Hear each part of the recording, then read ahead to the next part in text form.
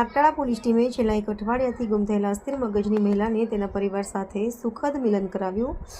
Police પ્રજાનો મિત્ર છે. સૂત્રને સાર્થક કરી માનવતામાં એકાવતી સાગટાળા પોલીસ ટીમ દેવગીર બારિયા તાલુકાના સાગટાળા પોલીસ ટીમે છેલ્લા એક અઠવાડિયાથી સ્થિર મગજની મહિલા ગુમ થયેલ જેને શોધી પોલીસ ટીમ તેના પરિવાર સાથે મિલન કરાવ્યું હતું. જે દાહોદ જિલ્લા પોલીસ અધિક્ષક રવિરાજસિંહ જાડેજાનાઓએ ગુમ અપહરણ થયેલા મહિલા બાળકોને શોધી કાઢવા વ્યૂહાત્મક રીતે અસરકારક કામગીરી કરવા સૂચના કરેલ. જે સૂચનાના અનુસંધાને ઇન્ચાર્જ પોલીસ ઇન્સ્પેક્ટર